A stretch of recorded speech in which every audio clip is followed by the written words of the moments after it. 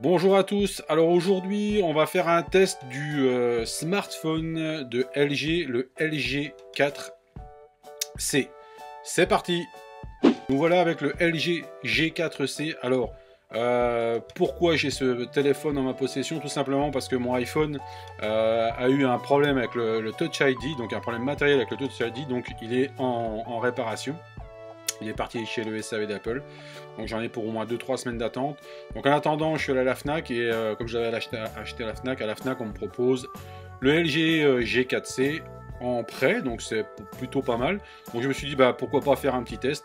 Donc le LG G4C qui tourne sous Android. Hein, Lollipop. Donc écoutez, ma foi, c'est un téléphone assez sympathique.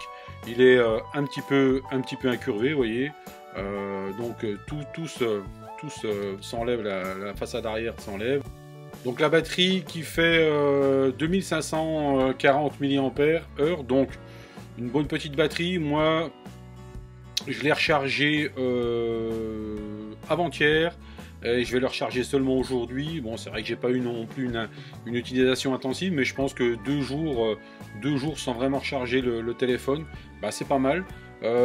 Je dois bien dire que par rapport à l'iPhone, où j'ai peut-être une utilisation avec l'iPhone qui est un peu plus intensive, mais il me semble se décharger moins vite que l'iPhone. Donc on a un port, micro SIM, donc avec un adaptateur évidemment on peut mettre une nano SIM. On a un lecteur de carte SD, etc. Donc c'est vraiment pas mal. Il est en Full HD, il filme en Full HD 1080p. Il a par contre la mémoire interne. La mémoire interne du LG G4C est quand même assez limite parce qu'elle est seulement de 8 Go. Alors 8 Go de mémoire interne, mais 3,3 ou 3,13 pardon, Go disponible pour l'utilisateur. C'est pas beaucoup, hein, c'est assez faible. Alors c'est vrai que on est vite saturé. Mais après, au tarif, on peut le trouver sur le marché. J'ai regardé sur internet. Au plus cher, il est à 200 €. Au moins cher, il est à 140 € en neuf. Donc j'imagine qu'en produit d'occasion reconditionné, ça doit être pas mal du tout. Un beau téléphone. Voilà, je vous le montre là en photo. C'est un beau téléphone.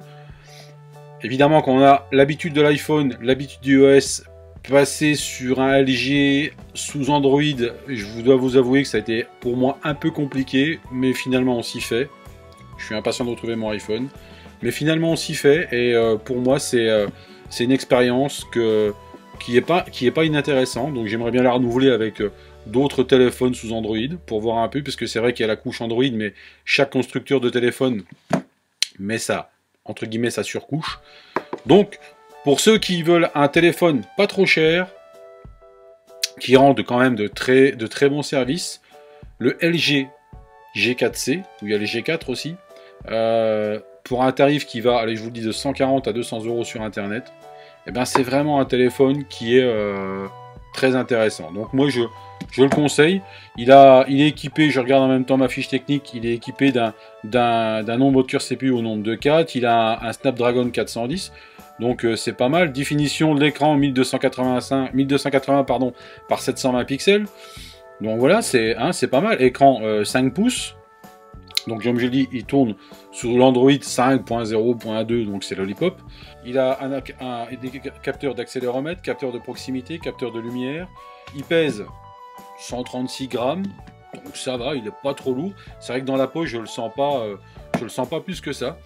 Donc voilà, je vous ferai, si vous voulez, un test plus détaillé sur les fonctionnalités d'Android, mais rien que pour parler du téléphone, ce LG G4C, franchement, il me plaît bien. À la longue, il me plaît bien.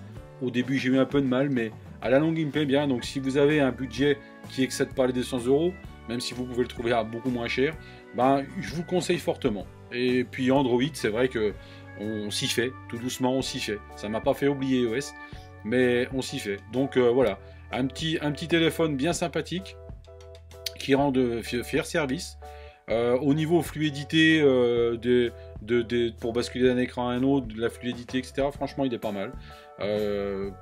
Moi, même si j'ai eu un peu de mal au début, plus je l'ai, il est en prêt, hein, je vous le rappelle, il est en prêt, plus je l'ai, en main, plus je me dis que bah, finalement c'est un téléphone qui est bien sympathique. Donc voilà, pour les budgets qui n'ont pas ceux d'un budget iPhone, bah voilà des téléphones qui sont pour moi de très bons compromis, avec une capacité certes mémoire un peu limite à 3,13 Go, c'est un peu limite, mais en tous les cas la batterie bah, elle tient le choc.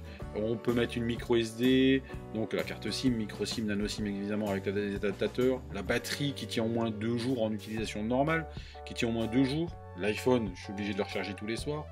Donc voilà, avec un écran assez sympathique de 5 pouces, qui est, vous voyez la lumière qui est, voilà, de bonne qualité. Bon, c'est peut-être ma caméra qui est moins de bonne qualité pour le coup, mais il est agréable à regarder.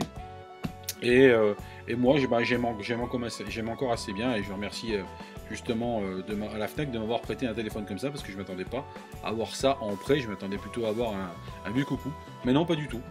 Moi, je le conseille, sincèrement, je le conseille, allez-y les yeux fermés, c'est un très bon téléphone. Voilà, je vous dis à très bientôt pour une nouvelle vidéo. Si vous avez aimé cette vidéo, ben, mettez un pouce, ça fait toujours plaisir, et puis n'hésitez pas à vous abonner sur ma chaîne YouTube pour être au courant des prochaines vidéos qui seront postées. Donc je vous dis à très bientôt, plein de bonnes choses à vous. Bye bye les amis.